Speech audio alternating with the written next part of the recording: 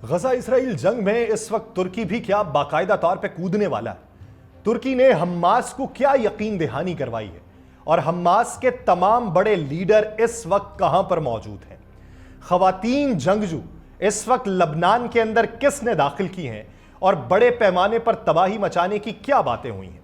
सर्दियों के दिनों में जंग को रोकने के हवाले से इजरायली हुकूमत के ऊपर क्या प्रेशर है और इजरायली फौज ने बाकायदा हुकूमत को क्या अलार्मिंग सिचुएशन दिखाई है। आप सब पर सलामती हो, मैं यासिर रशीद हूं और आप मेरा वीलॉग देख रहे हैं। नाज़रीन, हिजबुल्लाह ने लबनान से इजरायली हुदूद पर तकरीबन 80 रॉकेट फायर किए और यह कार्रवाई इजरायली फजाइया के उस हमले के चंद घंटे बाद हुई जिसमें ईरान में फौजी तंसीबात को निशाना बनाया गया था। लेकिन उसके बाद की सूरत हाल ये थी कि शिद्दत के लिहाज से एक बड़ा तनाज़ा जन्म लिया जिसने सरहदी झड़पों में इजाफा कर दिया। और ये रॉकेट हमले इजराइल के शिमाली हिस्से को निशाना बनाने की कोशिश के तहत किए गए, जिनमें ज्यादातर मिसाइल फायर के जवाब में फजाई हमले भी थे। और इजरायली अफवाज ने अपने बयान में इन हमलों को हिजबुल्लाह की बढ़ती हुई ताकत करार दिया, जिसके खिलाफ सख्त कार्रवाई का इंदिया दे दिया गया। हिजबुल्लाह के असलहा इस्तेमाल और इन हमलों के असरात ऐसे शामिल थे कि जिस पे वहां पे तजब्जुब पैदा हुआ और उन्होंने अपनी कार्रवाई जो है वो लबनान की हद तक बढ़ा दी। और इस वक्त आज की सतह की मौजूदा सूरत हाल ये है कि इजरायली डिफेंस फोर्स ने 2006 की जंग के बाद पहली बार लबनान के जनूबी इलाकों में जमीनी कार्रवाई का आगाज कर दिया है। IDF की इस कार्रवाई में 36वीं और 146वीं डिवीजन समेत इजाफी फौजी दस्ते शामिल किए गए। ये दस्ते हिजबुल्लाह के इंफ्रास्ट्रक्चर और उनके जंगजुओं के खिलाफ कार्रवाई कर रहे हैं, जिनमें बदफी फजाई हमले हैं और जमीनी मिशन शामिल हैं। लेकिन इस सारे अमल में कि जब ये सब कुछ हो रहा है, तुर्की के अंदर एक नया महाज चल रहा है। तुर्की के अंदर नई बातें हो रही हैं। तुर्की के अंदर एक बड़ी बैठक लगी है और वो मरकज जो कभी कतर हुआ करता था अब तुर्की दिखाई दे रहा है। लेकिन कतर वाला मामला सालसी वाला हुआ करता था, तुर्की वाला मामला रिटेलिएशन वाला है। यह अलग बात है कि तुर्की के इजराइल के साथ सिफारती ताल्लुकात के अलावा मुआशी ताल्लुकात भी हैं। लेकिन इस बढ़ती हुई कार्रवाइयों में तुर्की की हुकूमत जो है वो अपनी आवाम की प्रेशर के ऊपर एक ऐसा कदम उठाने के दर पे है जो कदम खित्ते के अंदर जंग को रोकेगा नहीं, जंग को हवा देगा और उस जंग में इजराइल का ज्यादा नुकसान होता दिखाई देता है। इजरायली अफवाज ने जो मुदाखलत हालिया की है वो हिजबुल्लाह की जानिब से इजराइल पर मिसाइल हमलों के जवाब में की है, जो परसों भी किए गए हैं, कल के रोज भी दरअंदाजी की कोशिश की गई है और आज भी हमले करने का बड़े पैमाने पर प्लान है। लेकिन इसी बीच में इजरायली फौज की खवातीन जंगजू भी इस ऑपरेशन में शामिल हो गई हैं और लबनान की सरहद में दाखिल होकर हिजबुल्लाह की तंसीबात को तबाह करने के शरीक जो इस वक्त अमल है उसमें मौजूद है। ये एक अहम कदम है क्योंकि इजराइल की फौज में खवातीन का किरदार बढ़ता जा रहा है, खास तौर पर ऐसी जंगों में जिनमें जदीद जंगी टेक्नोलॉजी का इस्तेमाल हो रहा है। एक है उनकी परमानेंट फोर्स और एक है उनकी रिजर्व फोर्स। रिजर्व फोर्स वो है कि जिसमें पिछले सालों के अंदर लोग जो थे वो बैरून मुल्क से इजराइल में आए जंग में शिरकत करने के लिए। लेकिन रफ्ता रफ्ता ये देखने में आया कि रिजर्व फोर्स की तादाद में कमी वाक़ होती रही और अब वो लोग जंग के अंदर नहीं जाना चाहते। तो मुतबादिल हिकमत अमली क्या इख्तियार की गई कि खवातीन को भारी मुआवजे के एवज जंग में शिरकत करने की बातें की गई। उसकी एक बुनियादी वजह यह है कि हिजबुल्लाह, हमास या यमनी हौसी बागी वो खवातीन के ऊपर अटैक करने में जो है हिचकिचाते हैं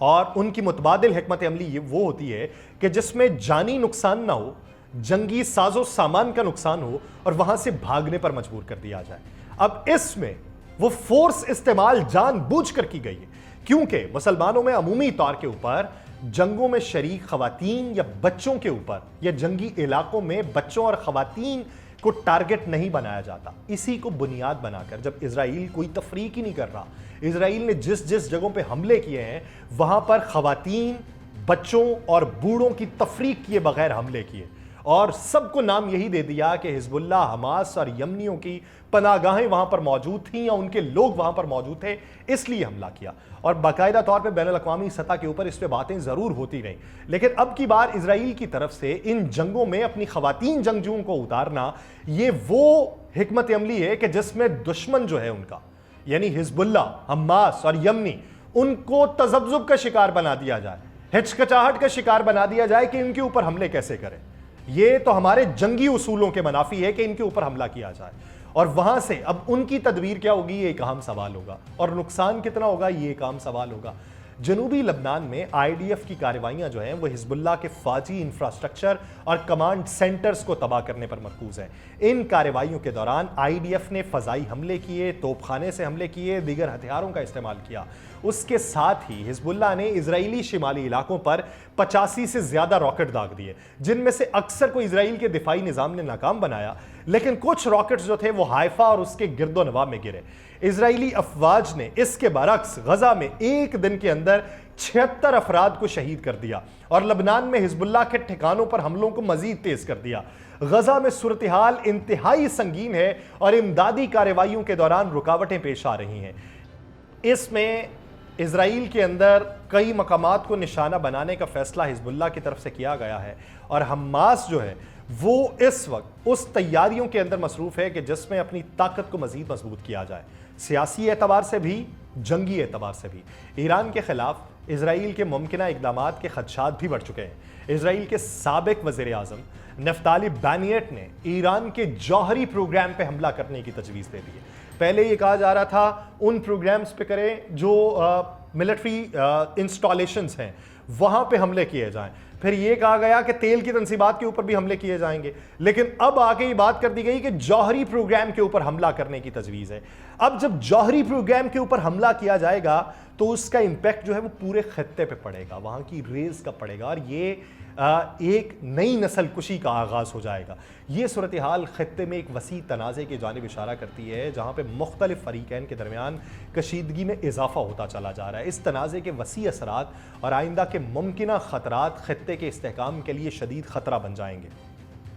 اسرائیل کے وزیر اعظم کے دفتر سے حساس معلومات کے لیک ہونے کے سلسلے میں وہ جو ایک مشتبہ شخص تھا جسے قید میں رکھا گیا تھا،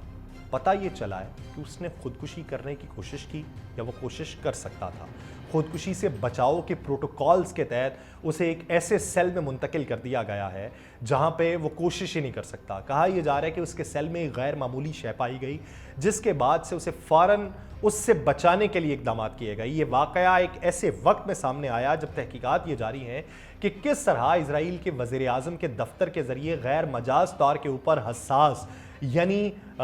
وہ پرائیویٹ دستاویزات، وہ حساس نوعیت کے دستاویزات جو جنگی اعتبار سے بڑی اہمیت کی حامل تھیں، وہ بیرونی ذرائع تک پہنچ گئیں. اور مبینہ طور پہ اس شخص نے فوجی ملاقاتوں اور اہم سیکیورٹی میٹنگز کے خفیہ مواد تک رسائی حاصل کی تھی، جس نے اسرائیل کی قومی سلامتی کے لیے بھی ایک سنگین خطرہ پیدا کر دیا. اس شخص کو اس حساس معلومات تک رسائی حاصل کرنے کے بعد اس پہ الزام یہ ہے کہ اس نے اسے غیر ملکی ذرائع تک پہنچایا، اور اس واقعے کے بعد سیاسی سطح کے اوپر شدید تنقید ہوتی رہی. اسرائیلی وزیر اعظم کے گھر کے اوپر 2 بار حملہ بھی ہو چکا ہے. اسرائیل کے وزیر اعظم بنجامن نیتن یاہو کی انتظامیہ میں سیکیورٹی کی خامیوں نے اس طرح کے سکینڈلز کو بھی جنم دیا. اس کے علاوہ اپوزیشن رہنماؤں نے نیتن یاہو کو ان سیکیورٹی نقائص کا ذمہ دار ٹھہرایا اور مطالبہ یہ کیا ہے کہ اس تحقیقات کا احاطہ جو ہے وہ عوامی طور پہ کیا جائے تاکہ ان الزامات کا جواب دیا جا سکے. اور اسی کے تناظر میں ابھارنے پہ اپوزیشن کی طرف سے انہوں نے باقاعدہ طور پہ کیسریہ میں اس کی رہائش گاہ کے اوپر 2 بار حملے کیے، اور یہ الارمنگ سچویشن اس وقت اسرائیل کے اندر بھی پیدا ہو چکی ہے. اب دوسری طرف بات اگر حماس کی جائے تو حالیہ اطلاعات کے مطابق حماس کی قیادت جو ہے وہ اس وقت ترکی کے اندر موجود ہے، جبکہ ان کا سیاسی دفتر جو تھا وہ قطر کے اندر تھا. اب امریکہ کی طرف سے بھی پریشر بڑھا اور امریکہ نے قطر کو یہ کہا کہ ان کا دفتر ختم کر دیا جائے، انہیں ملک بدر کر دیا جائے. لیکن جب یہی اطلاعات تھیں اور قطر کی جانب سے اس طرح کی باتیں بتائی جا رہی تھیں کہ حماس کو کہی گئی ہیں لیکن سرکاری طور پہ اس کا اعلان نہیں کیا گیا تھا، اب باتیں یہ ہیں کہ حماس کی قیادت ترکی کے اندر موجود ہے، اور ایک ایسے وقت میں کہ جب لبنان کے اندر اسرائیل کی فوج داخل ہو چکی ہے تو جنوبی لبنان میں حزب اللہ کے ٹھکانوں پر زمینی کارروائی کا بھی آغاز ہے. تو اس پورے عمل میں اسرائیل کے شمالی علاقوں کے لیے ایک سنگین خطرہ ہے. حماس کی فوجی سرگرمیاں بھی اس وقت جاری ہیں اور اسرائیلی فورسز نے غزہ میں حماس کی زیر زمین سرنگوں کا بھی پتہ چلا لیا ہے اور اس کے ساتھ ساتھ اسرائیلی فوج نے سرنگوں کو تباہ کرنے کے لیے جدید ٹیکنالوجی کا استعمال کیا ہے، جن میں کیمروں سے لیس کتوں کا بھی استعمال کیا گیا۔ حزب اللہ اور حماس کی بڑھتی ہوئی سرگرمیاں اسرائیل کے لیے ایک سنگین چیلنج ہے اور اسرائیل کی فوج ان خطرات کو کم کرنے کے لیے اپنی کارروائیاں جاری رکھے ہوئے ہیں، جبکہ ایران اور اس کے اتحادیوں کا اثر و رسوخ بھی خطے کی سیاست کو پیچیدہ بنا رہا ہے۔ ترک حکام نے سرکاری طور پہ ان خبروں کی تردید کی ہے کہ حماس نے اپنا سیاسی دفتر جو ہے وہ ترکی منتقل کر لیا۔ ترکی کے ایک سفارتی ذرائع نے اس بات کو واضح کیا ہے کہ اگرچہ حماس کے ارکان ملک کا دورہ کرتے ہیں لیکن ان کا مرکزی دفتر ترکی منتقل نہیں ہوا۔ ترکی کی حکومت اس بات کے اوپر زور دیتی ہے کہ وہ حماس کے ارکان سے ملاقات کرتی ہے لیکن انہیں دہشت گرد تنظیم نہیں سمجھتی۔ اس کے باوجود ترکی نے کہا کہ اس کا موقف ہے کہ امن کے لیے بات چیت کا آغاز صرف اس صورت میں ممکن ہے جب تمام فریقین بشمول حماس اور اسرائیل سنجیدہ عزم کا اظہار کریں۔ ترکی نے یہ بھی وضاحت کی کہ حماس کے وزٹرز کے لیے ملک میں آمد و رفت جاری ہے لیکن اس کا مقصد صرف علاقائی تنازعات کو حل کرنے کی کوشش ہے، نہ کہ کسی خاص تنظیم کے ساتھ تعاون کی سطح کو بڑھانا۔ اب اس پورے عمل میں یہ کہا جا رہا ہے، کچھ ذرائع یہ بتاتے ہیں کہ حماس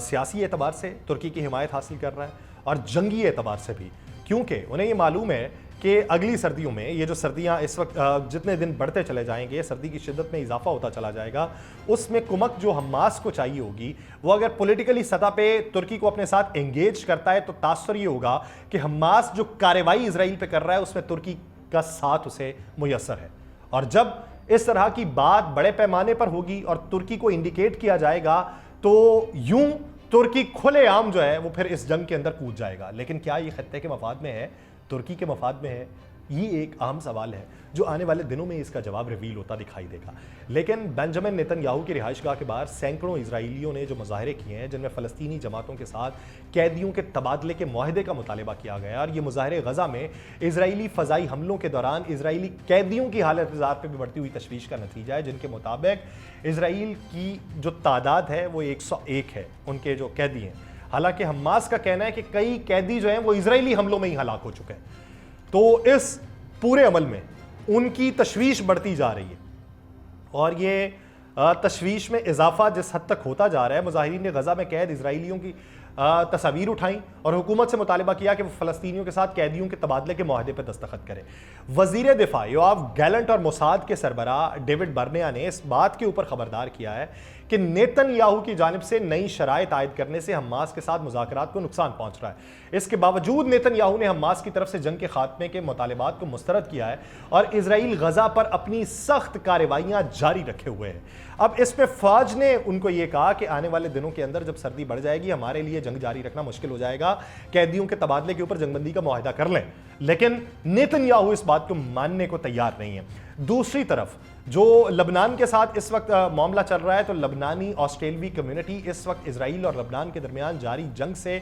گہرا متاثر ہو رہی ہے، خاص طور پر جب اسرائیل نے لبنان میں فضائی حملوں کو بڑھایا ہے تو یہ کشیدگی لبنان کی پچھلی جنگوں جیسا کہ لبنان کی خانہ جنگیں تھی 1975 سے 1990 تک اور پھر اسرائیلی حملے تھے جن کا آغاز ہوا 1978 میں، پھر 1982 میں، پھر 1993 میں، پھر 1996 میں، پھر 2006 کی جنگ جو ہے وہ ان کو اب یاد آنا شروع ہو گئی ہے۔ سڈنی کے بینکس ٹاؤن اور میلبرن کے کوبرگ جیسے علاقوں میں جہاں لبنانی کمیونٹی کی بڑی تعداد رہتی ہے وہ اس جنگ کو بڑا محسوس کر رہی ہے۔ بہت سے لبنانی آسٹریلیوں کے اہل خانہ لبنان میں موجود ہیں اور وہاں کے فضائی حملوں کا خوف ان کے دلوں میں ماضی کی تکالیف کو یاد تازہ کر رہا ہے۔ ان جنگوں میں انہوں نے اپنے پیارے کھوئے تھے اور یہ حالیہ جنگ ایک بہت دردناک یاد دہانی ان کے لیے بن چکی ہے۔ اس کے علاوہ آسٹریلیا بھر میں لبنان اور فلسطین کے لوگوں کے ساتھ یکجہتی کے طور پہ دعائیہ اجتماعات ہو رہے ہیں۔ ان جنگوں کے اثرات نہ صرف زمین پر تباہی کا سبب بنے بلکہ بے گھر اور متاثرہ افراد کے لیے بھی نفسیاتی طور پر تباہ کن ثابت ہوئے ہیں۔ اسی پورے عمل میں ایک فلسطینی این جی او ہے برطانیہ کے گلوبل لیگل اور انسانی ایکشن نیٹ ورک کے حقوق کے گروپ گیلین کے لیے، اس کا گروپ ہے الحق، اس نے برطانوی عدالت سے ایک درخواست کر دی ہے کہ اسرائیل کو F-35 طیاروں کے پرزے فراہم کرنے کی اجازت کو روکا جائے۔ انہوں نے دعویٰ کیا ہے کہ اسرائیلی فضائی حملے جن میں F-35 جیٹ طیارے استعمال ہوئے ہیں یہ غزہ میں بین الاقوامی انسانی حقوق کی خلاف ورزیوں کا سبب بنے، اس لیے برطانیہ کو ان پرزوں کی برآمدات روک دینی چاہیے۔ یہ درخواست ایک ایسے وقت میں دی گئی کہ جب برطانیہ نے اپنے آرمز لائسنسز کے حوالے سے ایک نئی پالیسی بنائی ہے جس میں کچھ اسلحے کی برآمدات کو معطل کیا گیا، مگر F-35 کے پرزوں کو اوپن جنرل لائسنس کے تحت استثنا دیا گیا۔ F-35 جیٹس جو ہیں وہ اسرائیل کے فضائی آپریشنز کا ایک اہم حصہ ہیں، خاص طور پر حالیہ غزہ اور لبنان پر حملوں میں ان کا استعمال کیا گیا، اور انسانی حقوق کے گروپس نے کہا کہ ان طیاروں کے پرزے برطانوی ساختہ ہوتے ہیں اور ان کی برآمدات اسرائیلی فوجی کارروائیوں میں بالواسطہ مدد فراہم کرتی ہے جو جنگی جرائم کے مترادف ہو سکتی ہے۔ یہ قانونی جنگ اس بات کی کوشش کر رہی ہے کہ برطانیہ اپنے اسلحہ برآمدات کو مکمل طور پر کنٹرول کرے۔ اس کے ساتھ ایک اور الارمنگ سچویشن یہ ہے کہ UNRWA نے یہ بتایا کہ غزہ میں امدادی سامان لے کر آنے والے 109 فوڈ ٹرک جو ہیں وہ لوٹ لیے گئے۔ یہ امدادی سامان غزہ کے متاثرین تک پہنچانے کے لیے بھیجا گیا تھا، لیکن لوٹ مار نے اس امداد کی فراہمی میں رکاوٹ ڈال دی ہے، جس کے نتیجے میں ہزاروں افراد کو ضروری خوراک سے محروم کر دیا گیا۔ تو یہاں سے یہ پتہ چلتا ہے کہ بھوک تہذیب کے آداب بھلا دیتی ہے۔ ایک جنگ مسلط ہے، دوسرا بھوکا رکھا جا رہا ہے۔ آخر کب تک یہ زمین جو ہے اس میں زہر کے بیج بوئے جاتے رہیں گے؟ مجھے دیجیے اجازت، اللہ نے کے بعد۔